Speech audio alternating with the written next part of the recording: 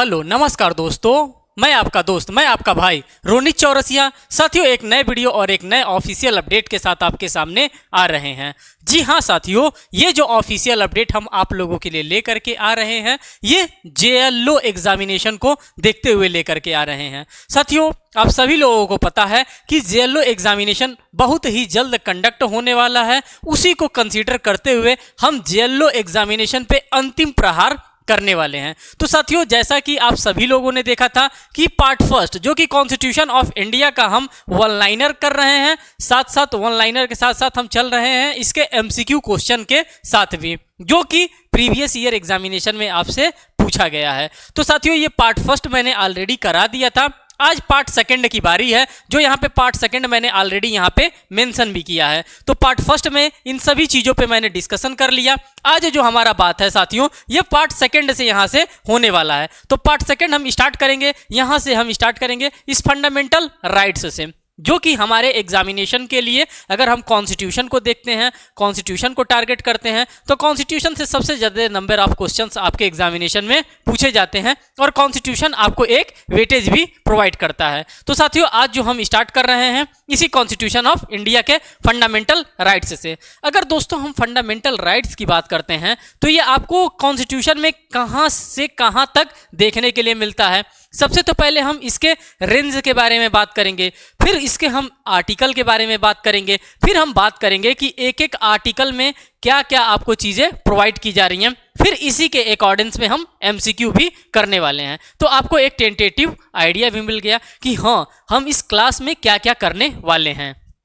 तो सबसे पहले मैं आपको बता दूं कि कॉन्स्टिट्यूशन ऑफ इंडिया में साथियों आपको ये कहाँ पे मिलने वाला है, तो ये पार्ट नंबर 3 में आपको देखने के लिए मिलता है। कहाँ पर देखने के लिए मिलता है, तो साथियों कॉन्स्टिट्यूशन ऑफ इंडिया के पार्ट नंबर 3 में आपको देखने के लिए मिलता है। अगर हम इसके आर्टिकल की बात करते हैं कि किस आर्टिकल से लेकर के किस आर्टिकल के बीच में मिलता है, तो आर्टिकल नंबर 12 से लेकर के आर्टिकल नंबर 35 के बीच में आपको ये साथियों देखने के लिए मिलता है, जहां पे हम लोग आर्टिकल नंबर 12 में इसके डेफिनेशन क्लासेस को देखते हैं। फिर आर्टिकल नंबर 13 में लॉ इनकॉन्सिस्टेंट और डेरोगेट विथ फंडामेंटल राइट्स की हम बात करते हैं, और इसी तरह से सो ऑन हमारा चलता रहेगा। तो सबसे पहले हम यहाँ पे यही देखने वाले हैं कि ये क्या चीजें यहाँ पे कर रहा है। तो अब आप देखिए, अगर हम पार्ट 3 की यहाँ पे बात कर रहे हैं साथियों, और पार्ट 3 में सबसे पहले आपके पास क्या आ रहा है, कर रहे हैं the number of fundamental rights provided by the Indian constitution are 6। सबसे तो पहले आप ये जान जाइए कि 6 टाइप का आपको फंडामेंटल राइट्स प्रोवाइड करके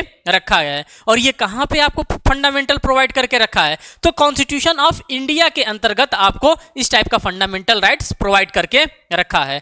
कह रहा है the fundamental right to constitutions remedies, article number 32 में। जब आप कॉन्स्टिट्यूशन ऑफ इंडिया के आर्टिकल नंबर 32 को पढ़ते हैं दोस्तों, तो वहां पे आपको कॉन्स्टिट्यूशनल रेमेडीज भी देखने के लिए मिलता है। अब आप कहेंगे कि ये नया टर्मिनोलॉजीज क्या आ गया कि कॉन्स्टिट्यूशनल रेमेडीज। अभी तो हम लोग फंडामेंटल राइट्स की बात कर रहे थे, और फंडामेंटल राइट्स में खास करके जो हम बात कर रहे थे वो आर्टिकल नंबर 12 की बात हम स्टार्ट करते हैं, लेकिन यहाँ पे डायरेक्ट आर्टिकल नंबर 32 का जिक्र किया गया है। जी हाँ साथियों, इसलिए आर्टिकल नंबर 32 आपको यहाँ पर देखने के लिए मिल रहा है कि आर्टिकल नंबर 32 ये हार्ट एंड सोल है। क्या है, तो साथियों ये कॉन्स्टिट्यूशन ऑफ इंडिया का हार्ट भी है और सोल भी है। और ये बात किसके द्वारा बताई गई है, तो ये बात डॉक्टर बाबा साहब अंबेडकर के द्वारा ये बात आपको देखने के लिए मिलता है कि उन्हीं के द्वारा ये बात कहा गया था। कहा जा रहा है article 32 is the soul of the constitution was said by doctor BR Ambedkar. अब आप यहां पर देख सकते हैं कि जब बाबा साहब के द्वारा कोई बात बताई जा रही है, अंबेडकर साहब के द्वारा कोई बात बताई जा रही है, तो इस बात की कितनी रेलिवेंसी होगी कि सिर्फ और सिर्फ उन्होंने आर्टिकल नंबर 32 को ही कहा है। क्या कहा है कि ये क्या है, ये हार्ट भी है और साथ साथ सोल भी है। किसका, पूरे के पूरे कॉन्स्टिट्यूशन ऑफ इंडिया का। अब इसके पीछे कहने का क्या इंटेंशन रहा है, तो साथियों इंटेंशन मात्र इतना ही रहा है कि कोई भी अगर आपके फंडामेंटल राइट का किसी तरह से वायलेशन करता है, किसी तरह से आपके फंडामेंटल राइट को कर्टेल करता है, तो आप आर्टिकल नंबर 32 के according direct supreme court of India जा सकते हैं। और यही इसका मेन क्रक्स है। किसके अकॉर्डिंग आप जा सकते हैं, तो साथियों यही आर्टिकल आपके लिए सबसे इंपॉर्टेंट है। और डायरेक्ट आप कहां जा सकते हैं, सुप्रीम कोर्ट ऑफ इंडिया में जा सकते हैं। जैसे रिट ऑफ मैंडेमस की बात करते हैं, हैबियस कॉर्पस की बात करते हैं, सर्सोरी की बात करते हैं, प्रोहिबिशन की बात करते हैं, क्यू वारंटो की बात करते हैं। तो ये जो भी 5 प्रकार की रिट्स आपको प्रोवाइड की गई है आर्टिकल नंबर 32 के अंतर्गत, और साथ ही साथ एक आर्टिकल और चलता है, वो है आर्टिकल नंबर 226, जो कि हाई कोर्ट के पास ये पावर है कि आपका अगर कोई फंडामेंटल राइट कर्टेल करता है तो आप 32 के अकॉर्डिंग सुप्रीम कोर्ट जा सकते हैं, और हाई कोर्ट अगर आपको जाना हो तो आर्टिकल का, किस आर्टिकल का आप इस्तेमाल करेंगे, तो आर्टिकल नंबर 226 का आप इस्तेमाल करेंगे और डायरेक्ट हाई कोर्ट में भी जा करके आप रिट इशू करा सकते हैं। तो ये बात आपको क्लियर होनी चाहिए। अब हम बात करेंगे डायरेक्ट आर्टिकल नंबर 12 के बारे में, क्योंकि साथियों ये जो भी चीजें मैं आपके सामने यहाँ पे रख रहा हूँ ये सभी के सभी वन लाइनर फॉर्मेट है, और वन लाइनर फॉर्मेट से आपके एग्जामिनेशन में बार बार रिपीट एंड रिपीट करके क्वेश्चन पूछा जाता है, इसीलिए इन सभी चीजों को मैं आपके सामने करा रहा हूँ। तो कह रहा है state is defined under article number 12। सबसे तो पहला बात आप ये देख लीजिए कि आर्टिकल नंबर जब हम 12 की बात करते हैं तो यहाँ पे हमको स्टेट के बारे में बताया जाता है, राज्य के बारे में बताया जाता है कि किसको हम राज्य कहेंगे, किसको हम राज्य नहीं कहेंगे। सिर्फ और सिर्फ आर्टिकल नंबर 12 के ही अंतर्गत आपको राज्य नहीं देखने के लिए मिलेगा, आपको साथियों आर्टिकल नंबर 36 में, आर्टिकल नंबर जब हम 36 की बात करेंगे, किसकी बात करेंगे, आर्टिकल नंबर अगर हम 36 की बात करते हैं तो ये कहां पे हमारा आर्टिकल नंबर 36 पहुंच जाता है साथियों, तो ये हमारा पहुंच जाता है डीपीएसपी में, directive principle of state policy में पहुंच जाता है।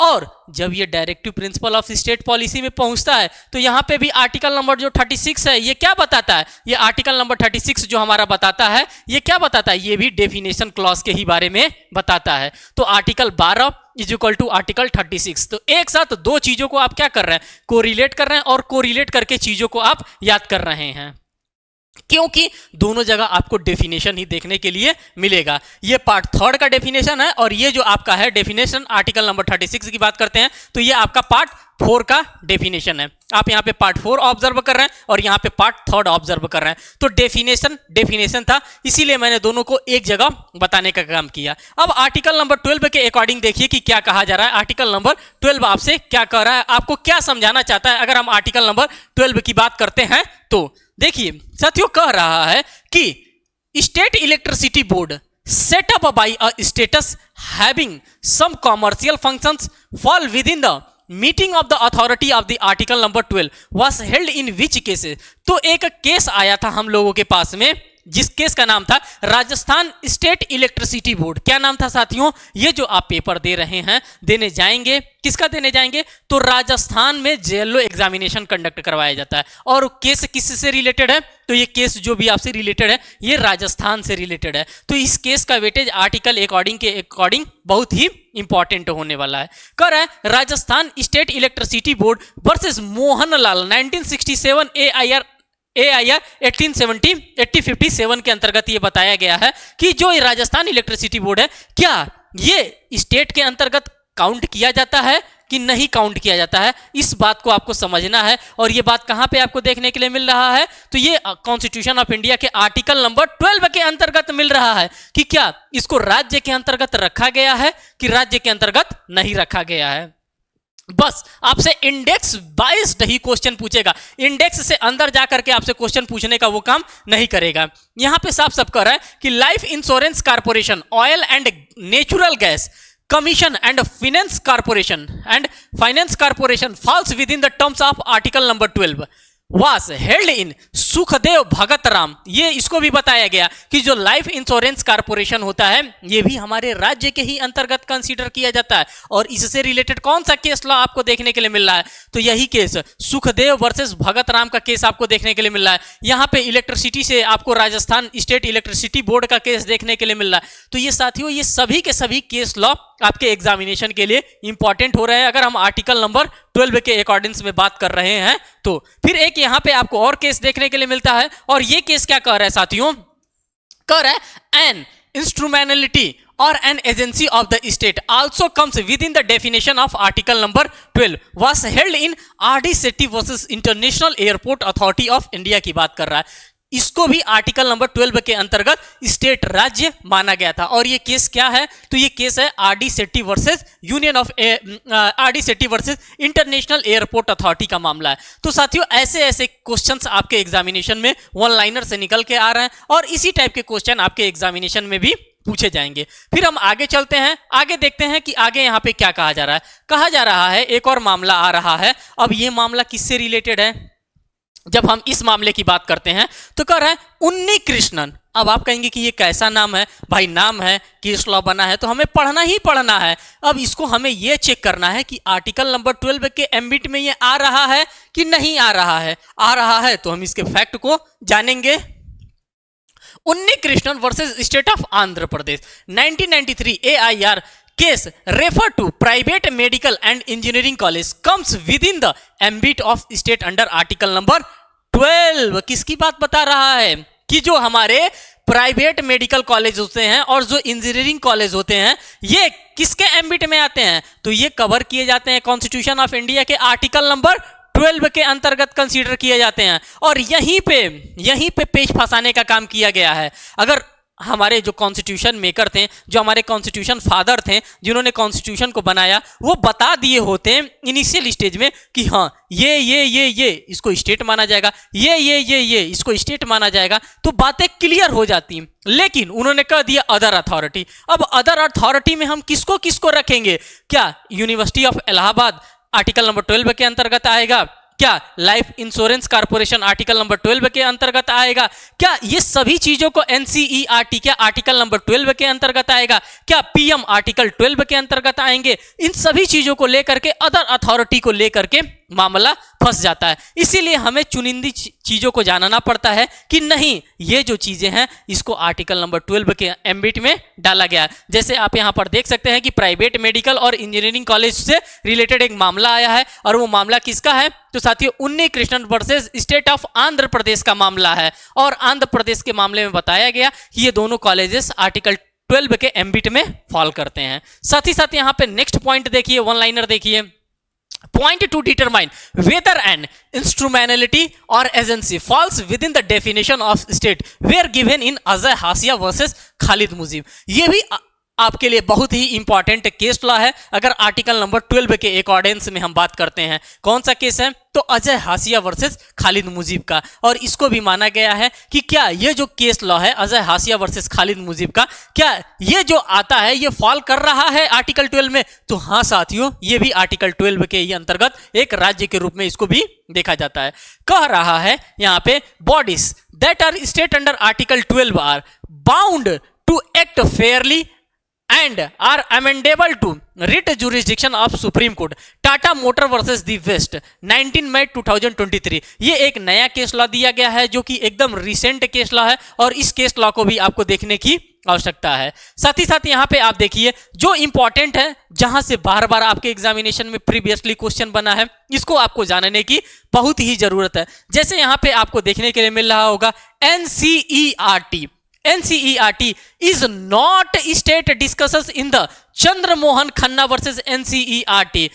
NCERT को राज्य के अंतर्गत नहीं शामिल किया गया है, साफ साफ यहाँ पे कह रहा है NCERT is not state discussions in the Chandramohan Khanna versus NCERT ये मामला है और इसी मामले के अंतर्गत इसको नहीं रखा गया है। तो अब आप देख सकते हैं कि इसी टाइप के आपके एग्जामिनेशन में क्वेश्चन पूछा जाएगा।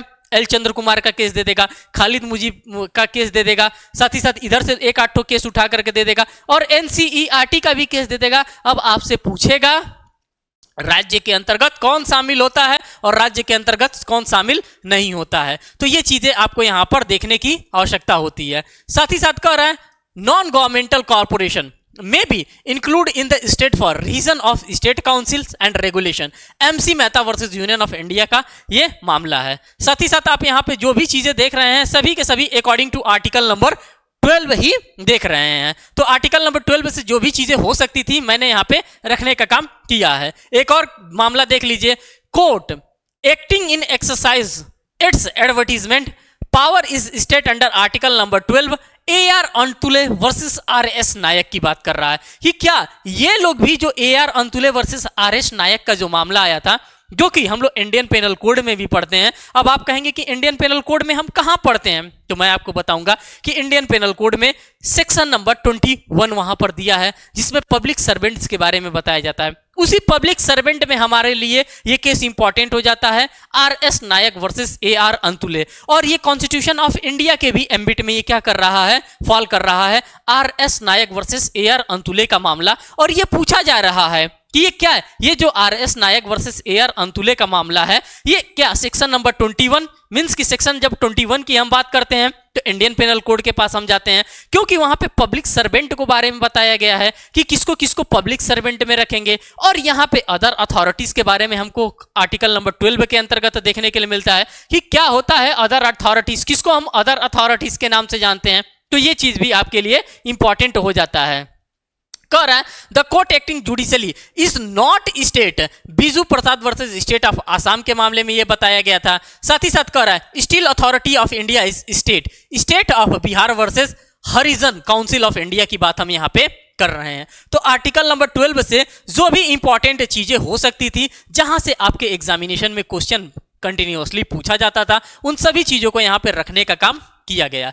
अब साथियों हम बात करेंगे आर्टिकल नंबर 13 के पास चलेंगे और देखेंगे कि आर्टिकल नंबर 13 क्या कह रहा है। और इसी के साथ साथ अभी हम एमसीक्यू क्वेश्चन भी डील कराने वाले हैं, सिर्फ और सिर्फ वन लाइनर ही नहीं कराएंगे, क्योंकि आपको पता भी तो चलना चाहिए कि आपके एग्जामिनेशन में किस लेवल का, किस अंडरस्टैंडिंग का क्वेश्चन आपसे पूछा जाता है। कह रहा है the concept of judicial review can be tracked from article number 13। अगर हम आर्टिकल नंबर 13 की बात करते हैं साथियों, तो आर्टिकल नंबर 13 कुछ हमारे डॉक्ट्रिन पे बेस्ड है। अब आप कहेंगे कि किस किस डॉक्ट्रिन पे बेस्ड है और ये कैसा डॉक्ट्रिन है, डॉक्ट्रिन क्या क्या करता है। तो मैंने कहा कि साथियों आप लोगों ने जुडिशियल रिव्यू का नाम सुना होगा, ये आर्टिकल नंबर 13 के ही एम्बिट में आता है। आपने डॉक्ट्रिन ऑफ सेवरेबिलिटी सुना होगा, ये भी आर्टिकल नंबर 13 में ही फॉल करता है।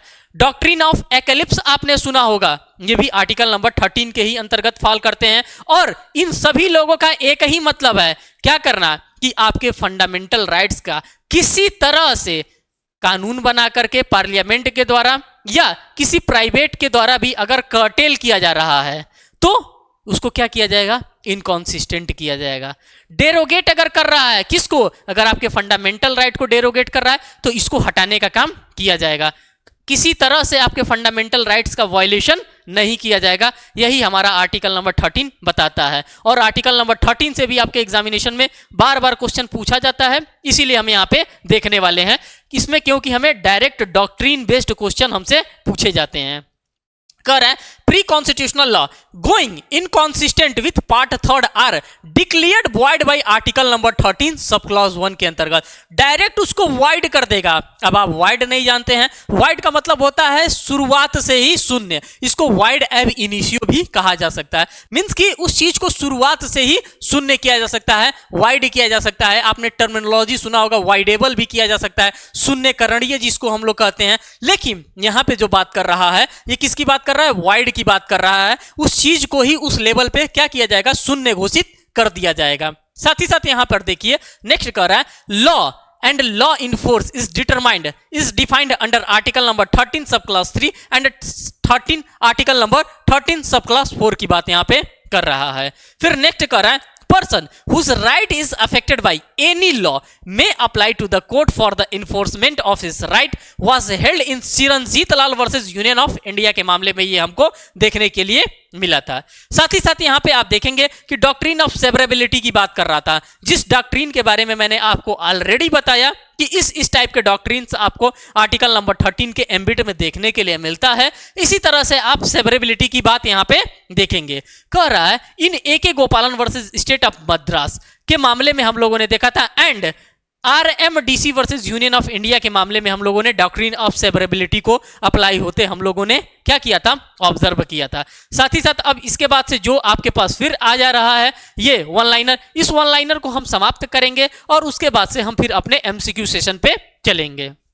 साथ ही साथ साथियों मैं आपके लिए इंपॉर्टेंट आर्टिकल्स भी लेकर के आया हूं कि कौन कौन से ऐसे इंपॉर्टेंट आर्टिकल है जिसको आप पढ़ लेंगे तो डायरेक्ट हिट करेगा, डायरेक्ट आपके एग्जामिनेशन में क्वेश्चन पूछा जाएगा। उन सभी इंपॉर्टेंट आर्टिकल्स को मैं एक जगह क्लब करके आपके लिए लेकर के आया हूं, सिर्फ और सिर्फ आप लोगों के लिए लेकर के आया हूं। इसलिए मैं कह रहा हूं कि वीडियो के अंत तक आप बने रहिएगा, देखिएगा, पूरा का पूरा आपका डाउट क्लियर करके जाऊंगा।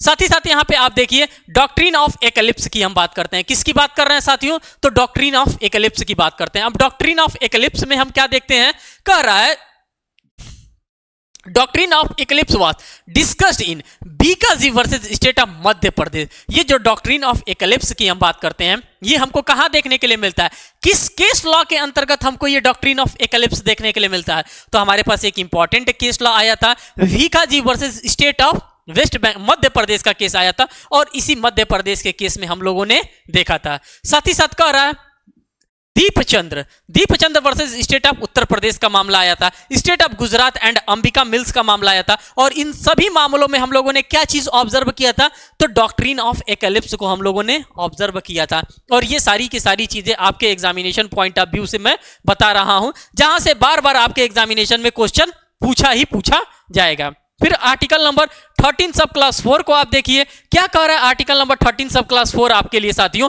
तो आर्टिकल नंबर 13 सब क्लास 4 आपके लिए कह रहा है यहां पे कि was amended by 34th constitutional amendment 1971। यह भी क्वेश्चन आपके लिए बन सकता है कि आर्टिकल नंबर 13 सब क्लास 4 को कब डाला गया था? तो यह डाला गया था 34th कॉन्स्टिट्यूशनल अमेंडमेंट करके, और यह भी चीज आपके लिए बहुत ही ज्यादा इंपॉर्टेंट होने वाली है।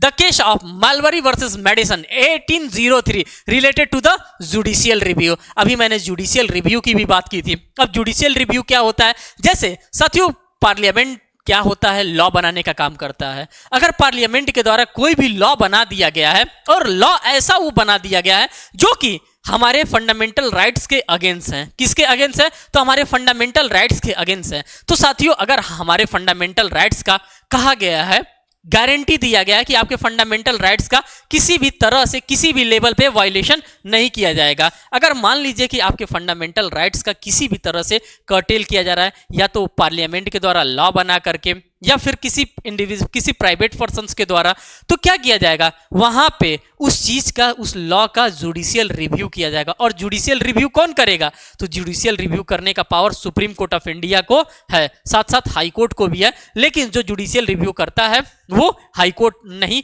बल्कि हमारा सुप्रीम कोर्ट ऑफ इंडिया ज्यादा करता है। हाई कोर्ट के पास भी पावर है, हाई कोर्ट भी जुडिशियल रिव्यू करता है। तो यही बताया गया है। ये जो मामला आया था मारवरी वर्सेस मेडिसन का 1803 में मामला आया था, और इसी मामले में बताया गया था, क्या बताया गया था? कि ये जो मामला है ये जुडिशियल रिव्यू से रिलेटेड है। साथ ही साथ आप यहां पर देखिए, कर fundamental right can not be waived any held in Basheshwar Nath versus CIT का एक मामला आया था।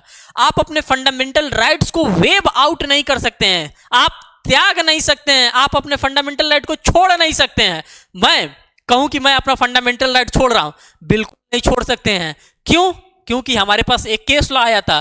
केस लॉ कौन सा है? बशेश्वर नाथ वर्सेस CIT का मामला आया था, और इस मामले में सुप्रीम कोर्ट ऑफ इंडिया ने बता दिया था कि आप अपने फंडामेंटल राइट्स का वेव आउट नहीं कर सकते हैं और नहीं कर सकते हैं। तो यह मामला भी आपके लिए बहुत ही इंपॉर्टेंट मामला हो जाएगा। यहां पे आप देखिए पर्सनल लॉ की बात करता है। Personal law are not law within the meaning of the article number 13। अगर हम पर्सनल लॉ की बात करते हैं, अब आप कहेंगे कि पर्सनल लॉ के अंतर्गत कौन कौन से लॉ को कंसीडर किया जाता है, तो मैं आपको साथियों बताना चाहूंगा, जब हम पर्सनल लॉ की बात करते हैं तो हमारा फैमिली से रिलेटेड जो भी मैटर्स आ जाते हैं, जो भी हमारे फैमिली से रिलेटेड लॉ आ जाते हैं, जिसमें हम लोग हिंदू लॉ को कवर करते हैं, हम लोग मुस्लिम लॉ को कवर करते हैं, हम क्रिश्चियन लॉ को कवर करते हैं, हम पारसीस लॉ को कवर करते हैं, तो ये हमारे कौन से लॉ हो जाते हैं? ये हमारे पर्सनल लॉ के अंतर्गत कंसीडर होने वाले लॉ हैं। और कहा जा रहा है कि आर्टिकल नंबर 13 में हम पर्सनल लॉ को कवर कंसीडर नहीं करेंगे और नहीं करेंगे। साफ साफ यहां पर देखिए, कर personal law are not law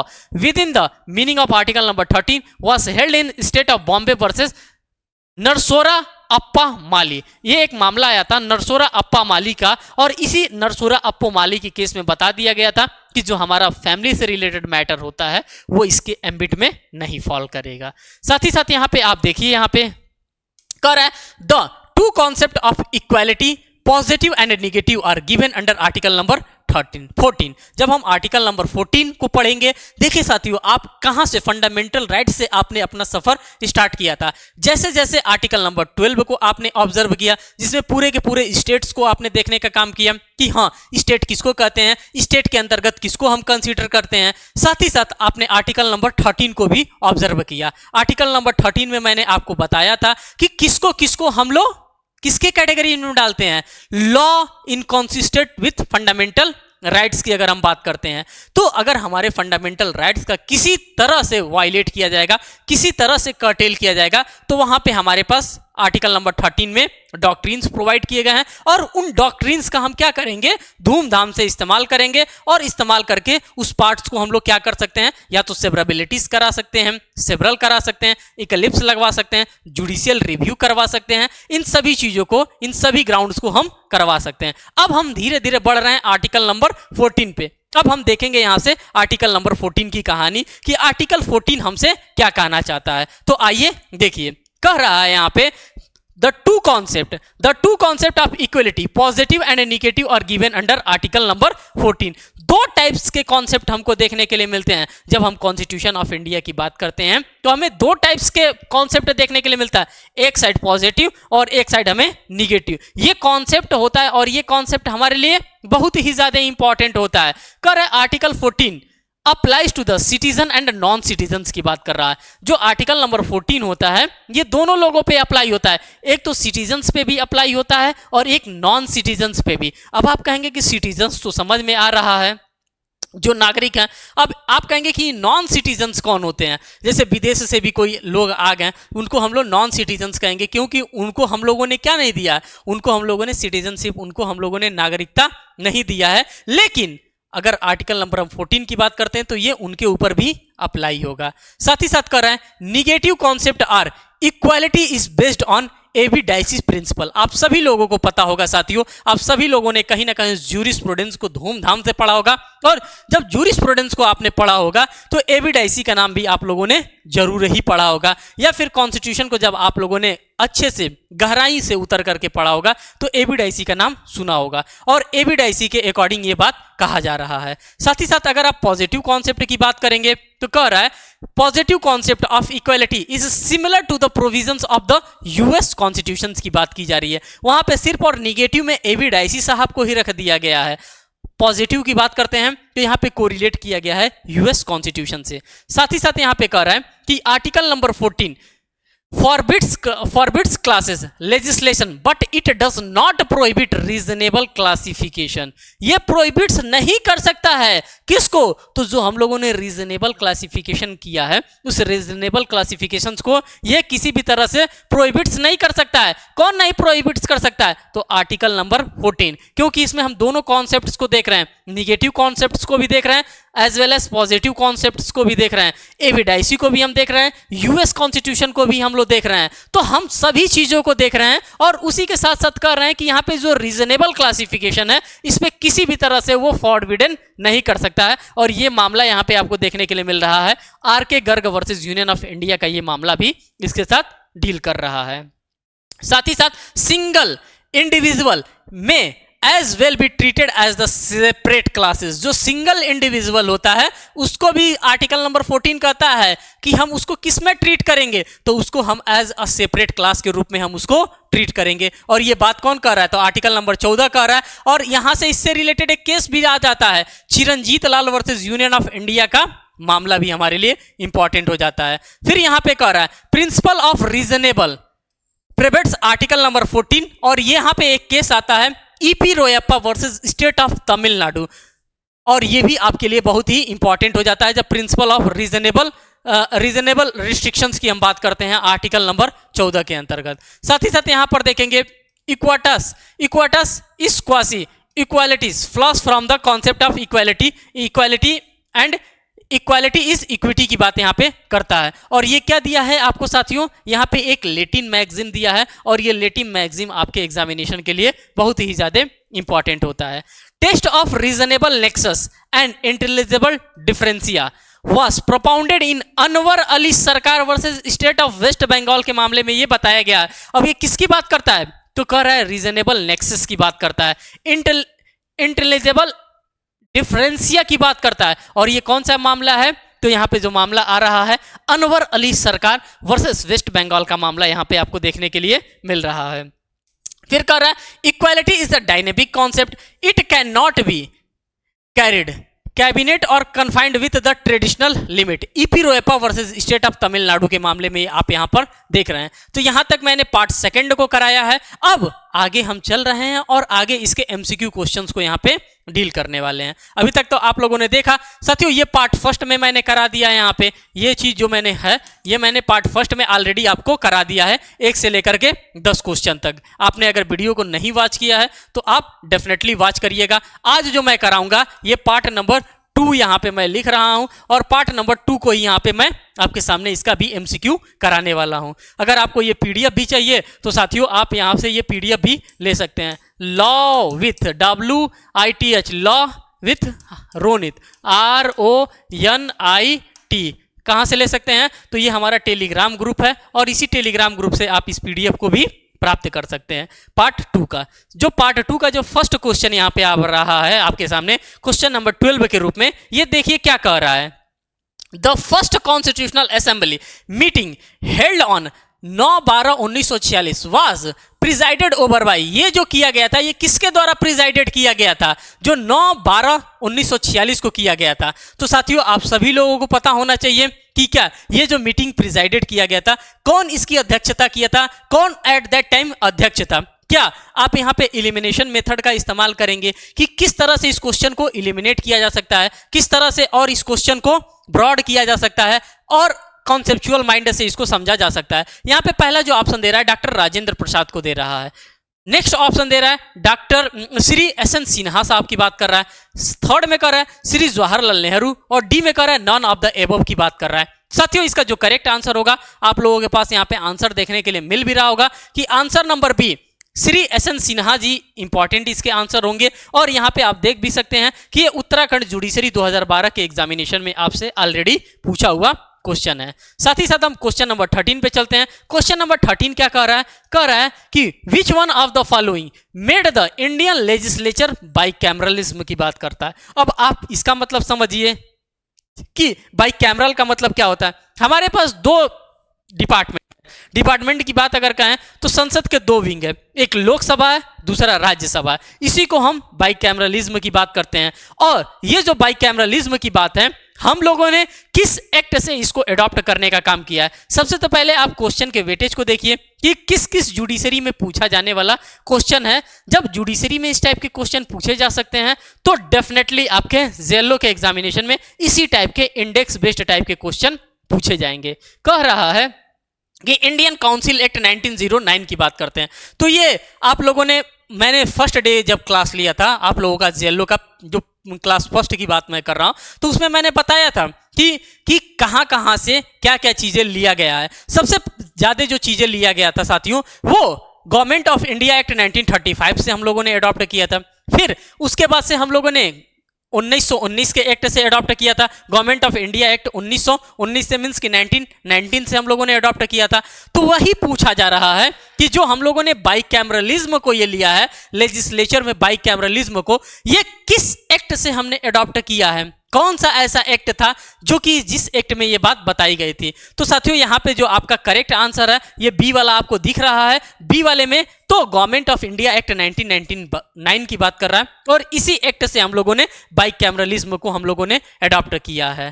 ठीक, अब हम आगे चलेंगे। आगे क्वेश्चन नंबर 14 को यहाँ पे ऑब्जर्व करिए। कह रहा है कि when was Magna carta granted in England की बात करता है। मैग्ना कार्टा की हम बात करते हैं। अब आप कहेंगे कि ये मैग्ना कार्टा का मतलब क्या होता है, किसको मैग्ना कार्टा कहते हैं। साथियों 1215 की कहानी है। कब की कहानी है? तो 1215 ईस्वी की कहानी है। और ये जो 1215 ईस्वी की कहानी है ये बहुत ही ज्यादा इंपॉर्टेंट कहानी है। यहीं से Magna carta bill of rights की शुरुआत यहीं से हुई। मीन्स कि अधिकारों का जो आपको पत्र दे दिया गया था वहीं से कहीं ना कहीं हम लोगों का पूरा कॉन्स्टिट्यूशन ऑफ इंडिया का फंडामेंटल राइट कहीं ना कहीं डील कर रहा है। किससे डील कर रहा है? तो इसी मैग्ना कार्टा से डील कर रहा है साथियों। और ये मैग्ना कार्टा कब आया था? तो सबसे पहली बार 1215 ईस्वी में मैग्ना कार्टा आया था और यही आपका यहाँ पे करेक्ट आंसर होने वाला है। साथ ही साथ यहाँ पे क्वेश्चन नंबर 15 को देखिए। क्वेश्चन नंबर 15 में क्या कह रहा है under the government of India act 1935। अभी मैंने ऑलरेडी आपको बताया कि गवर्नमेंट ऑफ इंडिया एक्ट 1919 की हम बात करें या गवर्नमेंट ऑफ इंडिया एक्ट 1909 की बात करें या फिर गवर्नमेंट ऑफ इंडिया एक्ट 1935 की बात करें, तो यही कह रहा है under the government of India act 1935 how many governor provinces and chief commissioner provinces constituted in the British India की बात कर रहा है। तो यहां पे जो हमारा देखने के लिए मिल रहा है, आप सभी लोगों को पता है कि 11 और 7 था। क्या था साथियों? 11 और 7 था। 7 कमिश्नरी क्षेत्र थी और 11 यहाँ पे प्रोविंसेस क्षेत्र आपको देखने के लिए मिलते हैं। जो इसका करेक्ट आंसर होगा यही बी वाला इसका करेक्ट आंसर होगा। और आप देख भी सकते हैं कि किस किस एग्जामिनेशन में कब कब किस तरह से इस क्वेश्चन को रिपीट करके पूछा गया है। क्वेश्चन नंबर 16 को देखिए। बस यहाँ पे मेरा मेन एम है ये है कि आप क्वेश्चन को ऑब्जर्व कर लीजिए, आप क्वेश्चन को देखना, पढ़ना, समझना सीख लीजिए, ये आपके लिए इंपॉर्टेंट है। The act of 1911 and 1948 has made, ये क्या मेड करता है, क्या बनाता है? कह रहा है the house of Commons powerless की बात कर रहा है। कह रहा है ये जो हाउस ऑफ लोअर्स है, हाउस ऑफ कॉमन्स है, इसको पावरलेस बनाता है, तो ये नहीं हो सकता। कह रहा है हाउस ऑफ लॉर्ड्स पावरलेस। यहां पे जो हाउस ऑफ लॉर्ड्स की बात कर रहा है, यहां पे हाउस ऑफ लॉर्ड्स की बात कर रहा है, इसको पावरलेस बना सकता है और यही इसका करेक्ट आंसर भी मार्क किया गया है बी। आप देख सकते हैं कि बिहार में ये आपसे इनके एपीओ में पूछा जाने वाला क्वेश्चन भी है। साथ ही साथ यहाँ पे आर्टिकल नंबर 17 की हम बात करते हैं।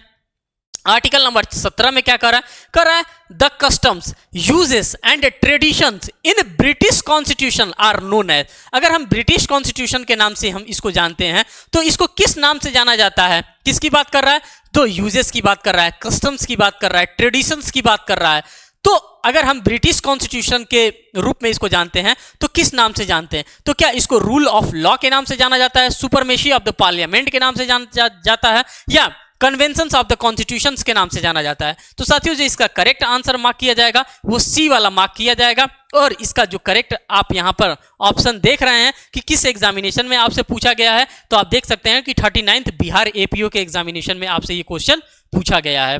फिर यहां पे मैग्ना कार्टा से रिलेटेड आपके पास क्वेश्चन आ गया। क्वेश्चन नंबर 18 की अगर हम बात करते हैं, कर Magna carta was enacted first in the year of, कब इसको इनेक्ट किया गया था सबसे पहली बार? तो मैंने ऑलरेडी आपसे बताया है कि इसको बिल ऑफ राइट्स के नाम से जाना जाता है। इंग्लैंड में 1215 ईस्वी में ही इसकी शुरुआत की गई थी और ये जो है 1215 ईस्वी में आया था मैग्ना कार्टा, और यहीं से कहीं ना कहीं हम लोगों ने अपने फंडामेंटल राइट्स को लिया गया था।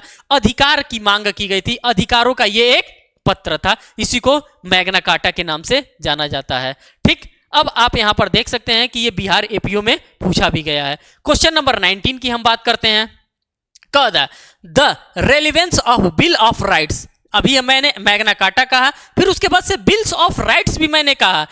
The relevancy of bills of rights and act of settlement under the British constitutional is because this act है, आगे देखिए, बिकॉज दिस एक्ट है।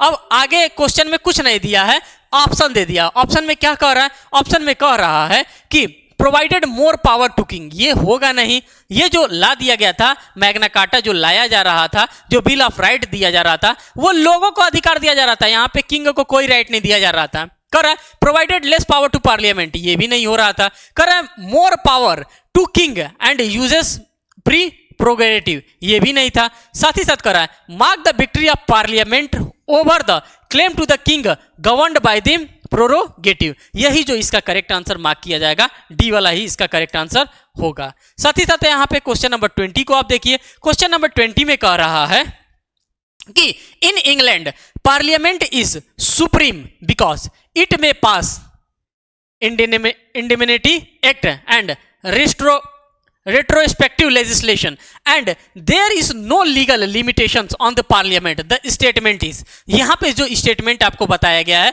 ये किस टाइप का आपको स्टेटमेंट बताया गया है? तो साथियों इसका जो करेक्ट आंसर मार्क किया जाएगा वो यहां पे बताया जा रहा है कि क्या ये जो स्टेटमेंट दिया जा रहा है ये रॉन्ग है? तो नहीं, रॉन्ग नहीं है। ये हाफ राइट है तो हाफ राइट कुछ होता नहीं है, हाफ रॉन्ग है, हाफ रॉन्ग कुछ होता नहीं है। क्या है? साथियों तो ये राइट है, ये जो स्टेटमेंट दिया जा रहा है ये राइट टाइप का स्टेटमेंट आपके सामने प्रोवाइड किया जा रहा है। तो इन सभी चीजों को आप यहां पर देखते हुए चलिए। फिर यहां पे क्वेश्चन नंबर 21 की हम बात करेंगे। कह रहा है the Indian constitution is the longest and the most powerful of all the constitution in the world. Who made this observation? इस ऑब्जर्वेशन को कौन किया था? तो साथियों आप सभी लोगों को पता है कि आइवर जेनिंग्स साहब थे, और आइवर जेनिंग्स साहब ने कहा था कि भारत का संविधान सबसे बड़ा, वर्ल्ड का सबसे बड़ा संविधान है। और कैसा संविधान है? तो वर्ल्ड का सबसे बड़ा लिखित संविधान है। और ये बात किसने कहा था? तो ये एक जूरिस्ट थे, आइवर जेनिंग्स साहब। जब आपने जूरिस्प्रूडेंस को पढ़ा होगा तो इनके नामों को आप लोगों ने बार बार पढ़ा होगा। फिर यहां पर देखिए आर्टिकल नंबर 20 क्वेश्चन नंबर 22 की बात कर रहा है under the government of India act 1935 the federal court head. जो फेडरल कोर्ट था वो किस टाइप का कोर्ट था, वो क्या कर रहा था? कह रहा है फेडरल कोर्ट में क्या ओरिजिनल जुरिस्डिक्शन आते थे? तो ऐसा नहीं है कि सिर्फ और सिर्फ ओरिजिनल ही आएंगे। क्या एपिलेट जुरिस्डिक्शन आते थे? तो ऐसा नहीं था कि सिर्फ और सिर्फ एपिलेट ही जुरिस्डिक्शन आएंगे। कह रहा है सी वाला इसका करेक्ट आंसर होगा, आप देख भी सकते हैं यहाँ पे। कह रहा है original and appellate jurisdiction only. कहां पे, कहां की बात कर रहे हैं? तो 1935 से हम लोगों ने इसको अडॉप्ट किया था। और ये कौन सा कोर्ट है साथियों? तो ये फेडरल कोर्ट की बात कर रहा है। और फेडरल कोर्ट में ओरिजिनल एंड एपिलेट दोनों टाइप के जुरिस्डिक्शन यहाँ पे फॉल करते हैं। आप देख भी सकते हैं कि 41st बिहार एपीओ एग्जामिनेशन में ये पूछा जाने वाला क्वेश्चन है। फिर यहाँ पे क्वेश्चन नंबर 23 की हम बात करते हैं। कह रहा है the Mountbatten plan led to the enactment of. ये जो माउंटबेटन प्लान लाया गया था इसको कैसे और कब इनेक्टमेंट किया गया था? तो आप देख सकते हैं the government of India act 1919 की बात कर रहा है। कह रहा है the government of India act 1935 की बात कर रहा है। ये इसका करेक्ट आंसर होगा। कौन सा? The Indian independent act 1947। और किसकी बात कर रहा है? कह रहा है the Mountbatten plan led to the enactment of. किस तरह से इसका इनेक्टमेंट किया गया था? तो यही द इंडियन इंडिपेंडेंट एक्ट 1947 के तहत इसको किया गया था। साथ ही साथ क्वेश्चन नंबर 24 को आप यहां पे ऑब्जर्व करेंगे।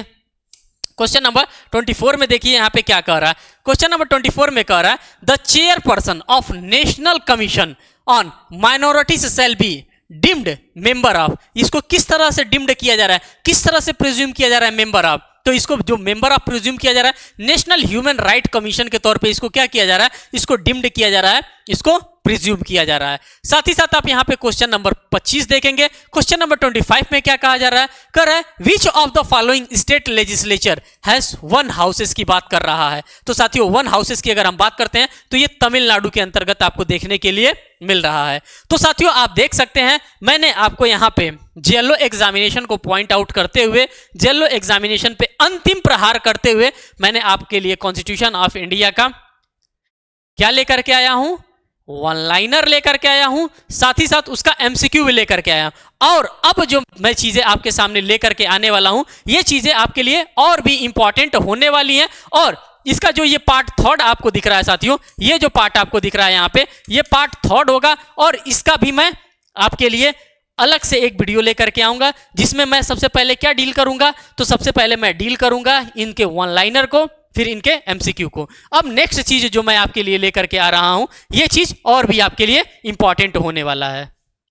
देखिए साथियों ये जो चीजें मैं आपके लिए लेकर के आ रहा हूं इस टेबल के माध्यम से, ये सभी के सभी क्या हैं? ये सभी के सभी कॉन्स्टिट्यूशन ऑफ इंडिया के इंपॉर्टेंट आर्टिकल्स हैं। और ये आर्टिकल बार बार रिपीट करके आपके एग्जामिनेशन में पूछे जाते हैं। अगर पूरा 300-350 आर्टिकल्स की अगर हम बात करते हैं, पूरे 375 आर्टिकल की हम बात नहीं कर रहे हैं, सिर्फ 300-350 आर्टिकल की बात करते हैं, तो इसमें से हम 40 से 50 ऐसे आर्टिकल्स को आपके सामने यहां पे रखने वाले हैं जो कि यही बार बार रिपीट करके आपके एग्जामिनेशन में पूछे जाते हैं। मैं पेन ले लेता हूं और यहां पे चीजों को आपको यहां पे बताते हुए चल रहा हूं। अब यहां पे आप देखिए कि कौन कौन से ऐसे आर्टिकल हैं जो कि बार बार आपके एग्जामिनेशन में पूछते हैं। तो यहां पर कह रहा है important article for the constitution as a glance के रूप में मैं आपके सामने यहां पे दोस्तों रखने वाला हूं। अब क्या क्या चीजें हैं, कौन कौन से ऐसे आर्टिकल हैं जो बार बार आपसे पूछे जाते हैं। अब देखिए जो सबसे पहला आर्टिकल है current name and territory of the unions की बात कर रहा है। ये ऐसा आर्टिकल है, आर्टिकल नंबर 1 ऐसा है जो कि आपसे डेफिनेटली पूछा जाता है।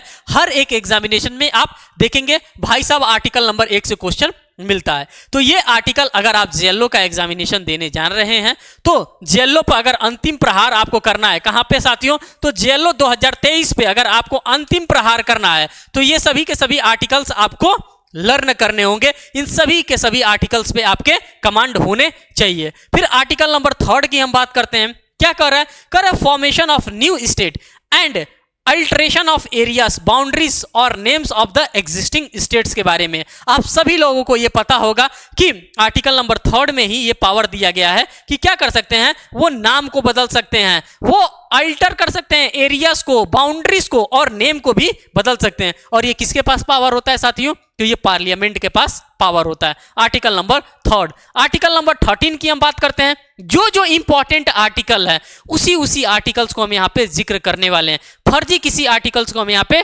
जिक्र नहीं करेंगे। हम वही चीज लेकर के आते हैं जहां से डायरेक्ट आपके एग्जामिनेशन में क्वेश्चन पूछे जाते हैं। कह रहा है आर्टिकल नंबर 13 में लॉ इनकॉन्सिस्टेंट विथ और इन डेरोगेशन ऑफ फंडामेंटल राइट्स की बात करते हैं। अभी मैंने वीडियो बनाया था और उस वीडियो में मैंने आपको बताया था कि आर्टिकल नंबर 13 का हम कैसे, किस तरह से इस्तेमाल करते हैं।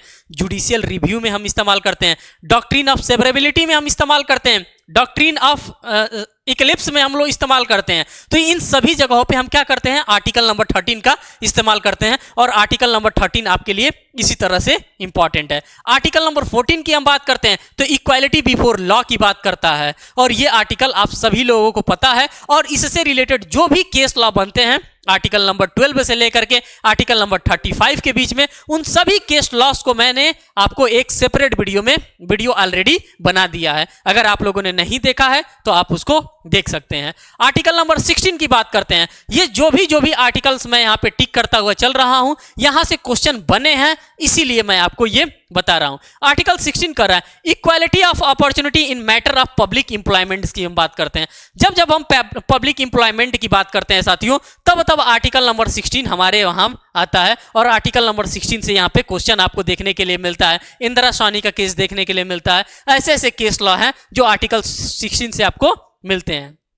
आर्टिकल नंबर 17 में abolition of untouchability direct hit करता है कि एबोल्यूशन ऑफ अनटचेबिलिटी आपको कहां पे प्रोवाइड किया गया, तो ये कॉन्स्टिट्यूशन ऑफ इंडिया के आर्टिकल नंबर 17 के अंतर्गत प्रोवाइड किया गया। आर्टिकल नंबर 19 की हम बात करते हैं, protection of certain rights regarding freedom of speech की बात करते हैं। और ये भी आपके लिए बहुत ही इंपॉर्टेंट आर्टिकल हो जाता है जब हम आर्टिकल नंबर 19 की बात करते हैं। आर्टिकल नंबर, अगर आप एक ट्राइंगल बनाएंगे तो article number 14, article number 19, article number 21 और इसको गोल्डन ट्राइंगल के नाम से भी जाना जाता है। और यहां से बार बार आपके एग्जामिनेशन में क्वेश्चन भी बनते हैं। आर्टिकल 14, आर्टिकल 19, आर्टिकल 21, ये क्यों ना बने क्वेश्चन, ये इतने इंपॉर्टेंट आर्टिकल हैं इसीलिए क्वेश्चन बनते हैं। आर्टिकल नंबर 21 की बात करते हैं, protection of life and personal liberties की बात करता है। और यहां से भी आपके एग्जामिनेशन में बहुत क्वेश्चन बनते हैं। जीने का अधिकार, मरने का अधिकार, बच्चा पैदा करने का अधिकार, सोने का अधिकार, जगने का अधिकार, हर एक अधिकार को आपके आर्टिकल नंबर 21 के अंतर्गत घुसाया गया है। आर्टिकल नंबर 21A की हम बात करते हैं तो राइट टू एजुकेशन की बात करता है। किसकी बात करता है, तो right to education article 21 capital A लगा है। मींस कि आप समझ सकते होंगे कि 21 और कैपिटल ए का मतलब क्या होता है। भाई साहब इनिशियल स्टेज से नहीं थे, इनको अमेंड करके यहां पे डाला गया है। राइट टू एजुकेशन की बात कर रहा है। 25 की बात करते हैं, आर्टिकल नंबर कर रहा है freedom of conscience and free profession practice and prorogation of religions की बात कर रहा है। तो आप देख सकते हैं, आप देखते हैं धार्मिक स्वतंत्रता की आजादी हमको कहां से देखने के लिए मिलता है, तो आर्टिकल नंबर 25 से लेकर के आर्टिकल नंबर 28 के बीच में मिल रहा है। तो वही सबसे पहले आर्टिकल की बात कर रहा है आपको किसी भी धर्म में विश्वास करना है, आपको मानना है, आपको उसका पूजा पाठ करना है, आप उसको धर्म को आगे लेकर के चलना चाहते हैं, धूमधाम से लेकर के जाइए। आर्टिकल नंबर 25 पूरी इजाजत दे दिए, कह रहा है कि हमसे उसे कोई मतलब नहीं है। आर्टिकल नंबर 30 की हम बात करते हैं, कर रहा है right of minorities to establish and administer educational institutions की बात करते हैं। हम राइट टू एजुकेशन की हम बात कर रहे हैं। जब हम आर्टिकल नंबर 29 को देखते हैं, आर्टिकल नंबर 30 को देखते हैं और 30 हमारे लिए इंपॉर्टेंट यहाँ पे हो जाता है। फिर हम आर्टिकल नंबर 31 की हम बात करते हैं तो ये उतना इंपॉर्टेंट नहीं होता है, लेकिन यहाँ पे आपको प्रोवाइड किया गया है तो आप एक बार देख लीजिए। आर्टिकल नंबर 32 सबसे ज्यादा इंपॉर्टेंट अगर आर्टिकल की हम बात करते हैं, पूरे फंडामेंटल राइट्स की अगर हम बात करते हैं पूरे पार्ट थर्ड की हम बात करते हैं, आर्टिकल नंबर 12 से लेकर के आर्टिकल नंबर 35 के बीच की बात करते हैं और हार्ट एंड सोल की बात करते हैं कि किसके द्वारा कहा गया है कि आर्टिकल नंबर 32 हमारा हार्ट एंड सोल है। तो डॉक्टर भीमराव अंबेडकर साहब के द्वारा कहा गया है कि article number 32 heart and soul है किसका, तो कॉन्स्टिट्यूशन ऑफ इंडिया का। और इसमें 5 प्रकार के रिट्स भी हमको देखने के लिए मिलता है। साथ ही साथ यहाँ पे आर्टिकल नंबर 38, अब आप 38 में चले आए, अब आप कहीं ना कहीं पार्ट 4 में चले आए। पार्ट 4 में यानी कि डीपीएसपी में आप घुस गए, directive principle of state policy में घुस गए। 36 में डेफिनेशन क्लॉजेस से हमारा स्टार्ट होता है, लेकिन आज हम जो स्टार्ट किए हैं वो इंपॉर्टेंट आर्टिकल्स की हम सिलसिला लेकर के चल रहे हैं। कर रहा है state to secure a social order for the promotion of welfare of the peoples की बात कर रहा है आर्टिकल नंबर 38, इसलिए आपसे इंपॉर्टेंट हो जा रहा है। Article number 40 organisation of village panchayat की बात कर रहा है, किसकी बात कर रहा है, तो पंचायत की बात कर रहा है। ड्रीम ऑफ गांधी जी की बात कर रहा है, गांधीयन ड्रीम की बात कर रहा है। जब जब हम गांधीयन ड्रीम की बात करते हैं तब तब हम भाग करके आर्टिकल नंबर 40 के पास जाते हैं और ये आर्टिकल नंबर 40 से डायरेक्ट आपके एग्जामिनेशन में क्वेश्चन बनते हैं। आर्टिकल नंबर 44 की हम बात करते हैं, यूसीसी यूनिफॉर्म सिविल कोड की बात कर रहा है और इस समय इतना मुद्दा ये उठ करके आ रहा है, अगर हम यूसीसी की बात करते हैं, यूनिफॉर्म सिविल कोड की बात करते हैं, कि ये अपने आप में बहुत ही रेलिवेंट मामला हो जाता है अगर हम यूनिफॉर्म सिविल कोड की बात करते हैं तो। आर्टिकल नंबर 45 की बात करते हैं, कर है provision for early childhood care and education to children below the age of 6 year. यहां पे किसकी बात कर रहा है, below the age of 6 year की बात कर रहा है। और ये क्या दिया है, ये directive principle of state policy दिया है, लेकिन अभी आप लोगों ने कॉन्स्टिट्यूशन ऑफ इंडिया में आर्टिकल नंबर 21A पढ़ा है। क्या पढ़ा है, आर्टिकल नंबर 21A पढ़ा है। 6 से 14 साल के माता पिता अपने बच्चों को अनिवार्य और निःशुल्क शिक्षा प्रोवाइड करेंगे, कहां पे, आर्टिकल नंबर 21A के अंतर्गत। और यहां पे आप देख रहे हैं आर्टिकल नंबर 45 के अंतर्गत किसके बारे में बात कर रहा है, यहां पे 6 साल के बारे में बात कर रहा है और यहां पे किसके बारे में बात कर रहा है, 6 से 14 साल के बच्चों के बारे में बात कर रहा है। आर्टिकल नंबर 46 की बात करते हैं, कह रहा है कि promotion of education and economic interest of schedule caste, schedule tribe and other weaker sections की बात कर रहा है। किसकी बात कर रहा है, अदर वीकर सेक्शंस की यहां पे बात कर रहा है। तो इन सभी चीजों को आप यहां पे आर्टिकल के माध्यम से आप रिवीजन करते हुए चलिए। आर्टिकल नंबर 50 की बात करते हैं, separation of judiciary from executive. भैया जुडिशरी अलग रहेगा, एग्जीक्यूटिव अलग रहेगा, दोनों मिलकर के खिचड़ी नहीं पकाना है और नहीं पकाते हैं। देखते हैं जज साहब अलग काम करते हैं, डीएम साहब अलग काम करते हैं। तो यहां पे separation of judiciary from executive article number 50 में दोनों लोग क्या करते हैं, 100 में से क्या करते हैं, 50-50 बांट लेते हैं और यही यहां पे बैलेंसिंग का काम भी करता है। आर्टिकल नंबर 50 में दोनों लोग 50-50 अपना कर लेंगे। तो इस तरह से आप तैयार कर सकते हैं। आर्टिकल नंबर 51 की बात करते हैं, promotion of international peace and security की बात करता है। जितने भी हम लोग कॉन्फ्रेंसेस में जाते हैं, यूएनओ में, यूनाइटेड नेशन ऑर्गेनाइजेशन की बात करते हैं, तो ये क्या करता है, वहां पे लड़ाई करने की बात थोड़े नहीं की जाती है यूएनओ में जाकर के, या फिर G20 में हम जाते हैं, G8 में हम जाते हैं, ये जो भी सम्मेलन होता है वहां पे क्या होता है, promotion of international peace and security को हम लोग मेंटेन करते हैं और उसी पे हम लोग का एक चर्चा होता है। आर्टिकल 51A सबसे इंपॉर्टेंट, यहाँ पे फंडामेंटल ड्यूटीज की बात करते हैं। आपके पास ड्यूटीज दिए गए हैं, 11 ड्यूटीज है, 11 में से 11 ड्यूटीज को पढ़ लीजिएगा, यहां से आपके एग्जामिनेशन में क्वेश्चन बनते हैं। आर्टिकल नंबर डायरेक्ट 72 को देखिए, कह रहा है power of president to grant pardon etcetera and to suspend remit commute sentences in certain cases की बात करते हैं। और ये किसके पास पावर है, तो ये प्रेसिडेंट महोदय के पास, राष्ट्रपति के पास पावर है कि आपकी क्षमा, आपकी सजा को क्या कर सकते हैं, माफ कर सकते हैं, क्षमा कर सकते हैं, कम कर सकते हैं और क्या कर सकते हैं, इन सर्टेन केसेस में वो राष्ट्रपति के पास पावर यहां पर दिया गया और आर्टिकल नंबर 72 के अंतर्गत है। आर्टिकल नंबर 74 से आपके एग्जामिनेशन में क्वेश्चन बनता है, council of minister to aid and advice the president की बात करता है कि यहां पे एड एंड एडवाइस ले सकते हैं कौन, तो प्रेसिडेंट महोदय। आर्टिकल नंबर 74 भी आपके एग्जामिनेशन के लिए इंपॉर्टेंट है। आर्टिकल नंबर 78 की बात करते हैं, कर है duty of prime minister as respect the furnishing of information to the president etcetera.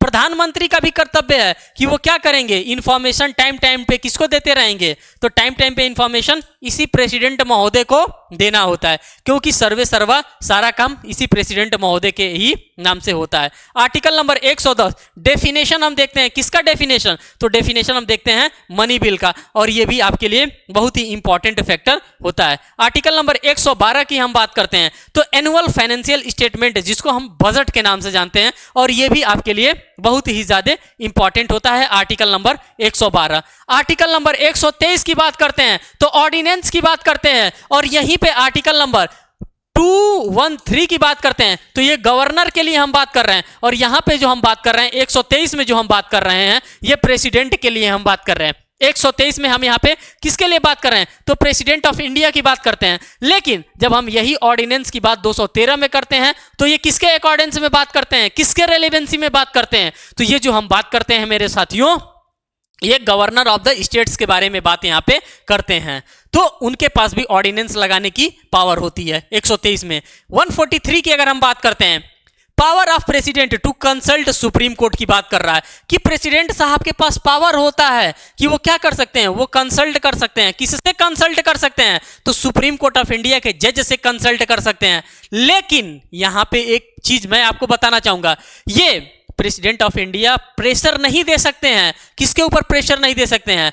Chief justice of India के ऊपर, कि नहीं आपको क्या करना है, आपको यहां पे देना ही देना है। क्या देना है? आपको यहां पे आपको एडवाइस देना ही देना है। इस तरह से वहां पे प्रेशर नहीं किया जा सकता है। किसके द्वारा? तो प्रेसिडेंट महोदय के द्वारा प्रेशर नहीं किया जा सकता है कि नहीं आपको देना ही है। अगर चीफ जस्टिस ऑफ इंडिया कह रहे हैं कि नहीं मैं इस मुद्दे पे किसी भी प्रकार का कोई भी मैं अपना वक्तव्य नहीं देना चाहता हूं, कोई भी राय नहीं देना चाहता हूं, तो वो फ्री हैं, वो राय नहीं दे सकते हैं। ठीक, बात करते हैं आर्टिकल नंबर फिर यहां पे 155 में, तो यहां पे कह रहा है अपॉइंटमेंट ऑफ गवर्नर्स की बात कर रहा है। किसकी बात कर रहा है साथियों? तो कह रहा है अपॉइंटमेंट ऑफ गवर्नर्स की बात यहां पे कर रहा है। फिर हम नेक्स्ट आर्टिकल को देखेंगे। आर्टिकल नंबर 161 भी आपके लिए बहुत ही ज्यादा इंपॉर्टेंट होता है, जिसमें power of government to grant pardons की बात कर रहा है एंड टू सस्पेंड रिमिट और commute sentences in certain cases की बात कर रहा है। ये आर्टिकल नंबर 161 के अंतर्गत आप देख रहे हैं। साथ ही साथ आर्टिकल नंबर 163 में council of minister to aid and advice the governors की बात करते हैं। यहां से भी आपके एग्जामिनेशन में क्वेश्चन बनते हैं आर्टिकल नंबर 163 से। तो पूरा का पूरा मैं आर्टिकल आपके सामने यहां पे खंगालने का काम कर रहा हूं। आर्टिकल नंबर 167 की हम बात करते हैं, duties of chief minister with regard to furnishing to information to the governor etcetera की बात करते हैं। अब जैसे वहां पे प्रधानमंत्री राष्ट्रपति को दे रहे थे पूरा का पूरा मैसेज, इसी तरह से यहां पे मुख्यमंत्री साहब की लायबिलिटी होगी कि वो गवर्नर को सारा का सारा मैसेज यहां पे फर्निश करेंगे। आर्टिकल नंबर 169 की हम बात करते हैं, कर रहा है evolution of certain of legislative council in states की बात कर रहा है आर्टिकल नंबर 169 में। आर्टिकल नंबर 200 की बात करते हैं, assent to bill by governor including reservation of presidents की हम बात करते हैं। असेंट लिया जाता है किससे? गवर्नर से यहां पे असेंट लिया जाता है। आर्टिकल नंबर 200 यहां पे इंपॉर्टेंट है। आर्टिकल नंबर 213 की अगर हम बात करते हैं और यहीं पे आर्टिकल नंबर 123 हैं, तो इन दोनों को ऑलरेडी मैंने यहां पे डील कर रखा था। और ये किसकी बात कर रहा है? तो ये बात कर रहा है power of governor to promulgate ordinances during the recession of the state legislature की हम बात करते हैं। इसी तरह से हम आर्टिकल नंबर 123 में भी मैंने आपसे बात किया था।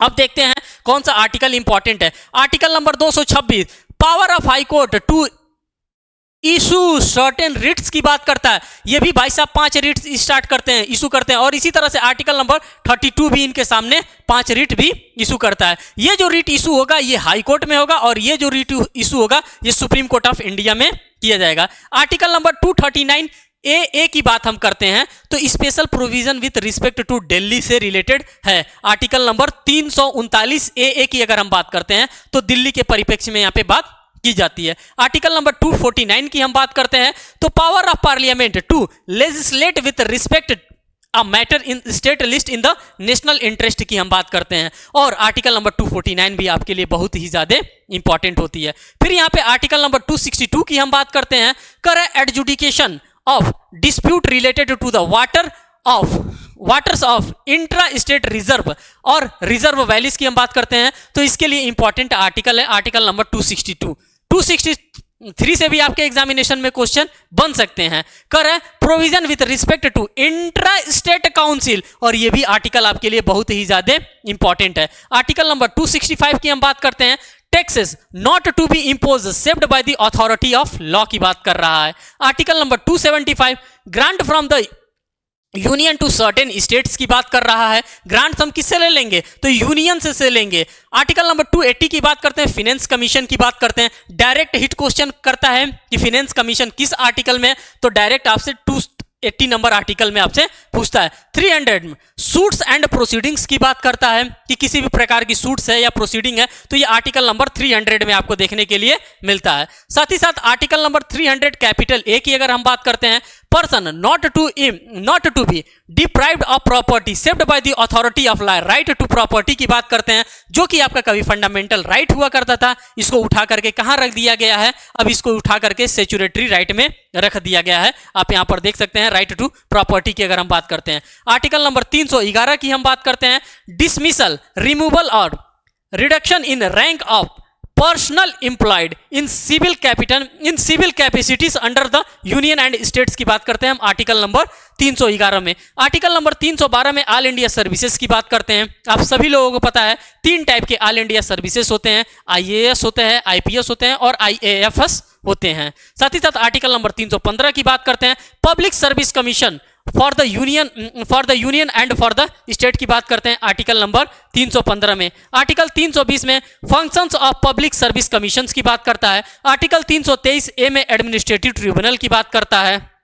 साथ ही साथ यहाँ पे आर्टिकल नंबर 324 की हम बात करते हैं, superintendence direct and control of election to be vested in the election commission की बात करता है। 324 की हम बात करते हैं। 330 की बात करते हैं, reservation of seat for schedule caste and schedule tribes in the houses of the peoples की बात कर रहा है। आर्टिकल नंबर 335 की बात कर रहा है, claim for schedule caste and schedule tribe to service and posts की बात कर रहा है। आर्टिकल नंबर 352 की हम बात करते हैं, तो proclamation for emergency, national emergency की बात कर रहा है 352 में। 356 की हम बात करते हैं, provision in case of failure of constitutional machinery in state की बात करते हैं, तो प्रेसिडेंट्स रूल की बात करते हैं 356 में। 360 में provisions for the financial emergencies की बात करते हैं। तीनों के तीनों इमरजेंसी आपको 352 से लेकर के 360 तक का बहुत ही ज्यादा इंपॉर्टेंट है और यहां से बार बार आपके एग्जामिनेशन में क्वेश्चन बनते हैं। 365 में effect of failure to comply with or to give effect